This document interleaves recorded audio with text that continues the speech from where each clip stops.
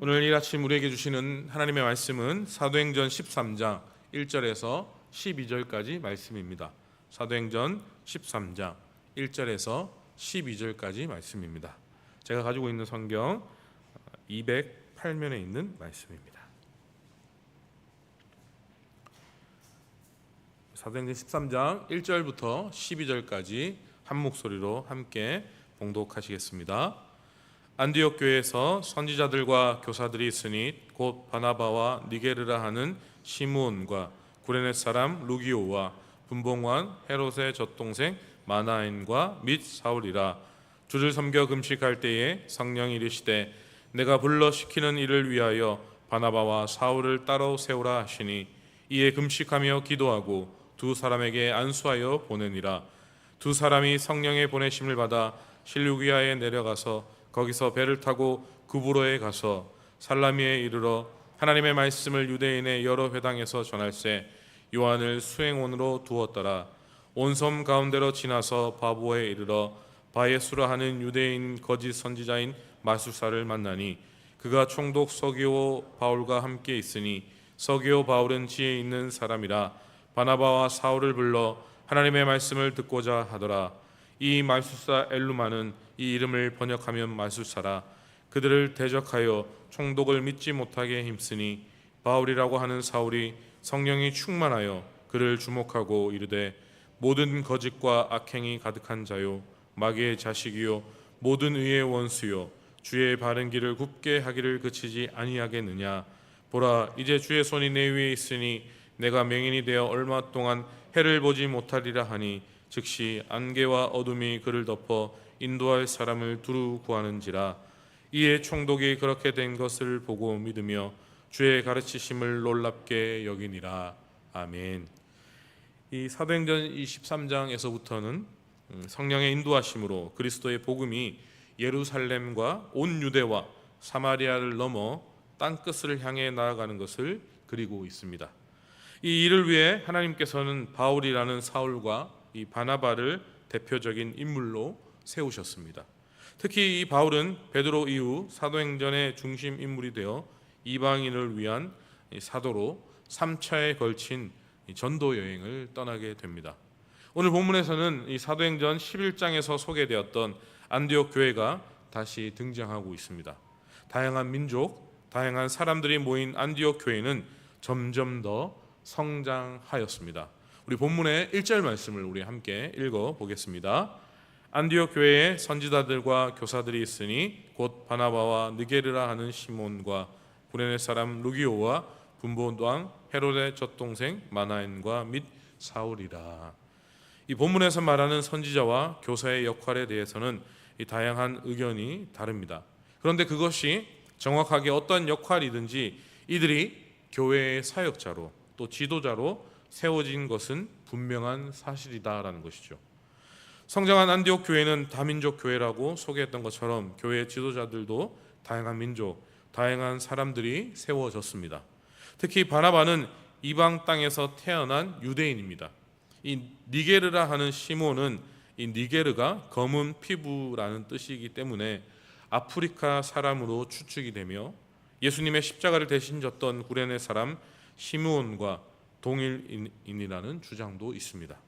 이 구레네 사람 루기오는 안디옥에서 처음으로 복음을 전했던 구브로와 구레네 사람들과 연관이 있어 보여집니다. 이 마나엔 분봉왕 헤롯의 젖동생이라고 소개하고 있습니다. 그렇다면 이 왕실의 가족이나 친척일 가능성이 커 보인다라는 것이죠. 이 바울이라는 사울은 날 때부터 로마 시민권을 가진 유대인 중에 유대인이며 바리새인 중에 바리새인 사람입니다. 이처럼 다양한 민족으로 구성되었고 다양한 사역자가 세워진 안디옥 교회야말로 이 세계를 향해 복음을 전하는 것의 중심이 될 수 있도록 준비된 교회라고 할 수 있게 되는 것이죠. 지금 이 안디옥 교회를 주님께서 사용하시려고 드디어 준비된 이 안디옥 교회를 주님께서 사용하시려고 하고 있습니다. 우리 본문의 2절과 3절 말씀을 함께 읽어보겠습니다. 주를 섬겨 금식할 때에 성령이 이르시되 내가 불러 시키는 일을 위하여 바나바와 사울을 따로 세우라 하시니 이에 금식하며 기도하고 두 사람에게 안수하여 보내니라. 아멘. 이 본문의 주를 섬겨 금식할 때에는 예배가 진행되고 있었던 중으로 보는 것이 자연스럽습니다. 여기서 이 섬겨라는 단어는 헬라어로 레이톨게오라는 단어로 예배를 뜻하는 말입니다.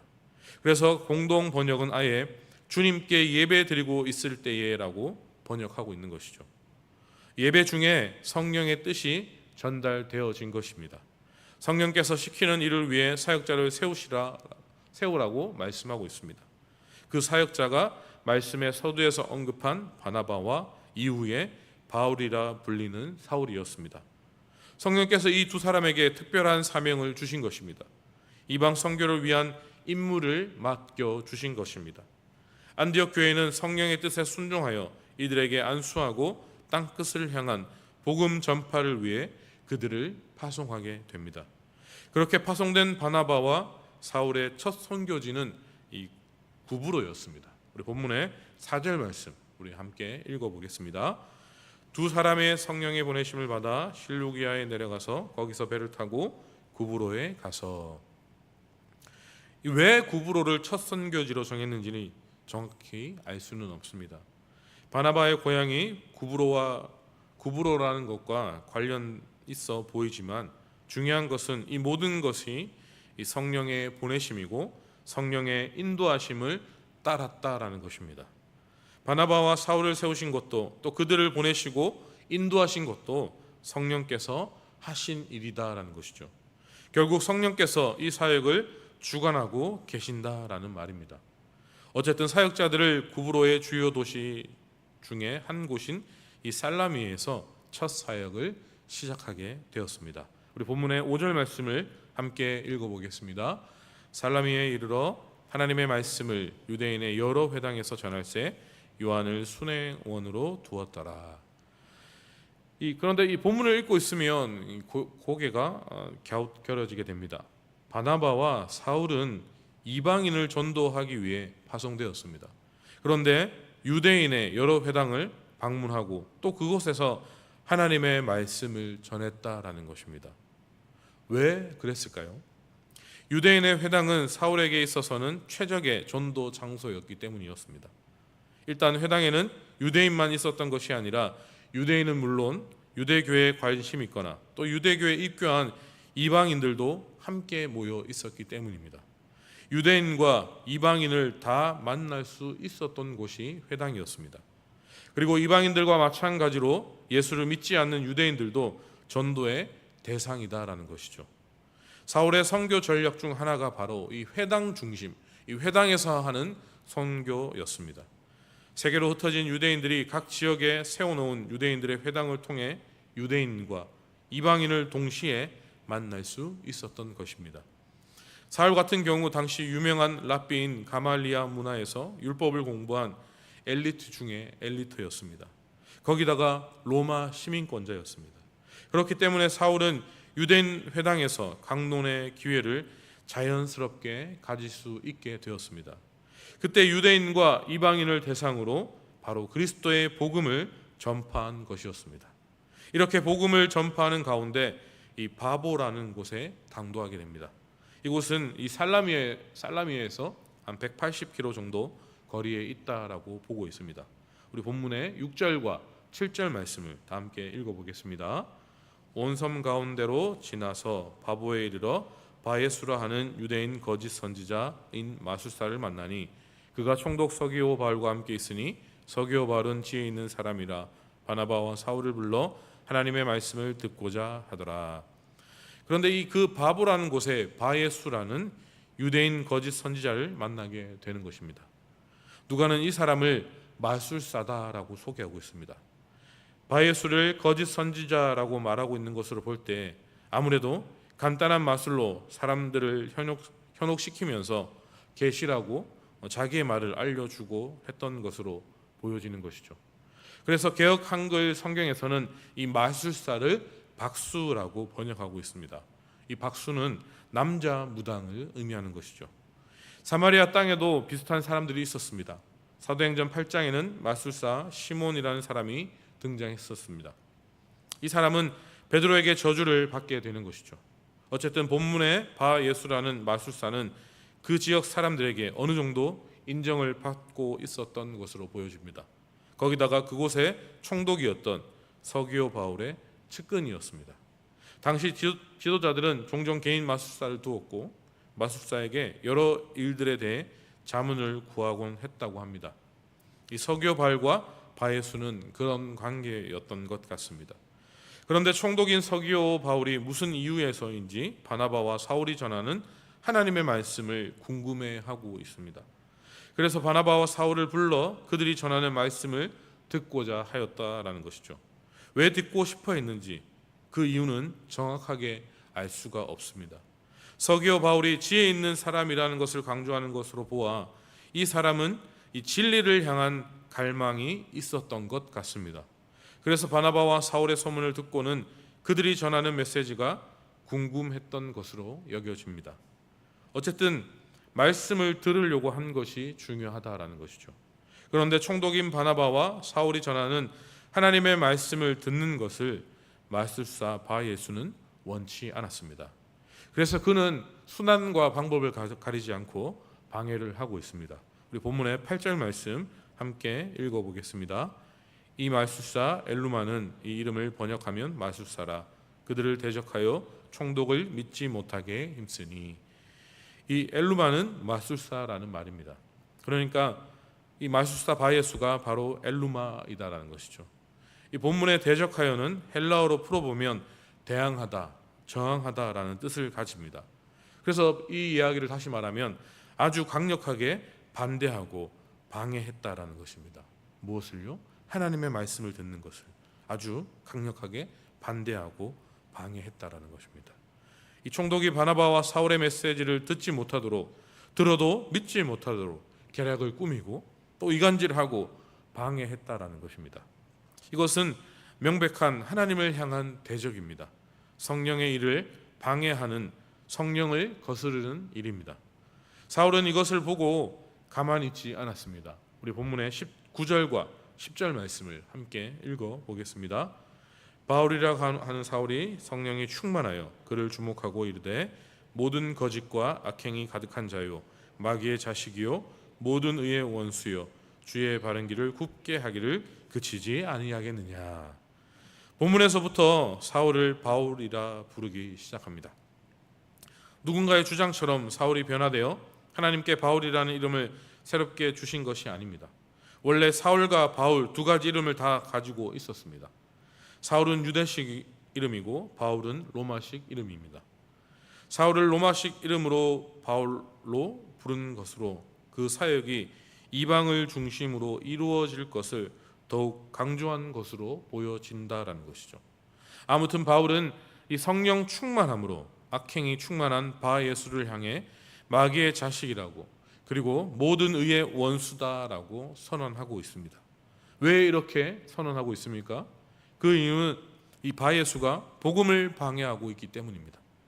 복음을 방해하면 하나님을 대적하는 자이고 대적하는 자는 마귀이고 마귀는 의의 원수이기 때문입니다.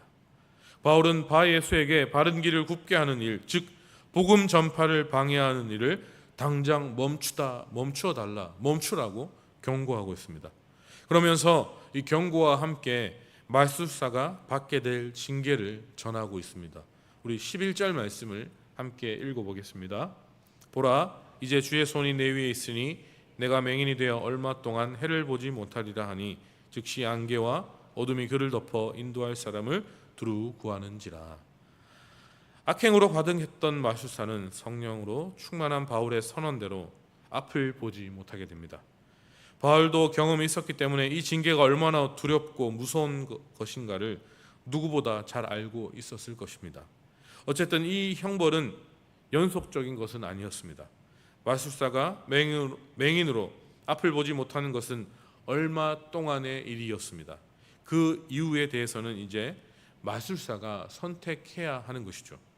어떤 선택입니까? 바울처럼 깨달음을 얻고 주님 앞에 엎드릴 것인가? 아니면 계속해서 하나님을 대적할 것인가? 라는 선택을 그는 해야 하는 것이었습니다. 마술사에게 일어난 하나님의 징계는 총독이었던 서기오 바울이 믿음을 결심하는 아주 중요한 계기가 되었습니다. 우리 본문의 12절 말씀을 함께 읽어보겠습니다. 이에 총독이 그렇게 된 것을 보고 믿으며 주의 가르치심을 놀랍게 여기니라. 아멘. 이 놀라운 이적을 눈으로 보고 총독은 주님 앞에 결국에는 무릎을 꿇을 수밖에 없었습니다. 이처럼 당시에는 이 이적이 불신자들을 회심시키는 것에 큰 역할을 했습니다. 그렇기에 예수님도 이적을 행하셨고 사도들을 통해서도 많은 이적들이 일어났습니다.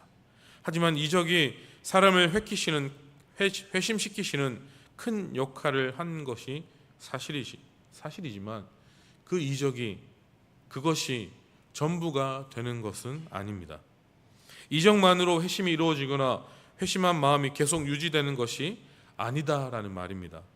서기어 바울의 경우에도 진리를 향한 말씀을 향한 갈급함이 있었습니다. 그런 그가 주께서 보이신 이적을 체험하였다라는 것입니다. 그리고 체험 후에는 가르침이 있었습니다. 건강한 회심은 이 모든 것이 수반되어야 하는 것이죠. 진리를 향한 갈급함이 있어야 이적을 경험해도 그것이 하나님의 능력임을 깨닫게 되어지는 것이죠. 그리고 말씀에 대한 가르침이 있어야 이적만을 쫓아다니는 어리석음에 빠지지 않게 되는 것입니다. 말씀을 정리하겠습니다. 이 대적자의 방해가 있었지만 바나바와 바울의 첫 사역은 성공적으로 열매를 맺게 되었습니다. 앞서도 말씀드렸듯이 이 사역은 처음부터 성령에 의해 시작되었고 성령에 이끌려 성령의 뜻을 따라 이루어졌기 때문에 열매를 맺을 수 있게 되었습니다. 그리고 그 성령 앞에 바나바와 바울이 겸손하게 자신의 뜻을 굽히고 자신의 생각을 다 내려놓고 겸손하게 그 성령의 뜻에 순종하였기에 가능한 것이었습니다. 성령의 뜻은 그때도 지금도 여전히 변함이 없습니다. 성령의 이끄심은 지금도 우리를 인도하고 있습니다. 성령의 원하심은 여전히 모든 사람이 복음을 듣고 주 예수 앞에 무릎을 꿇는 것이었습니다. 지금도 바나바처럼 바울처럼 겸손하게 성령의 이끄심에 순종하며 나아가는 하나님의 사람을 세우시길 원하십니다. 그 한 사람이 지금 이 자리에 계신 사랑하는 성도님들이 다 되시기를 바라겠습니다. 오늘 나를 성령께서 따로 세우실 때에 거부하지 않고 겸손하게 순종할 수 있기를 주님의 이름으로 간절히 기도합니다. 그리하여 온전히 순종하여서 주님께서 맡기신 귀한 사역, 특별히 복음을 전하고 전도하는 일인 이번 주부터 시작되는 열린셀 가을 행복축제에 각 마을별로 열심히 새벽을 깨우며 기도하여서 영혼을 살리는 데 앞장서서 다시금 운하교회가 붕의 역사를 경험하고 무엇보다 하나님을 기쁘시게 해드리는 운하교회 모든 성도님들이 다 될 수 있기를 간절히 기도합니다.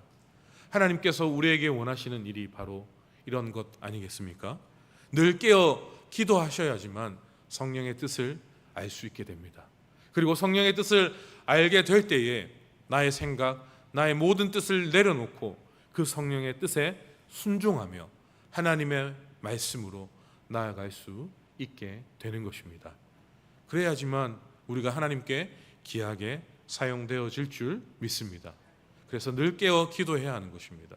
늘 깨어 예배 자리에 나와서 하나님의 뜻을 구해야 하는 것입니다. 이 자리에 앉아 계신 모든 성도님들이 늘 깨어 하나님의 뜻을 구하고 그 하나님의 뜻이 우리에게 전달되어질 때 순종함으로 그 귀한 사역들을 능히 감당해 나아갈 수 있는 운하교회 모든 성도님들 다 되시기를 바라겠습니다. 아멘. 기도하겠습니다. 사랑과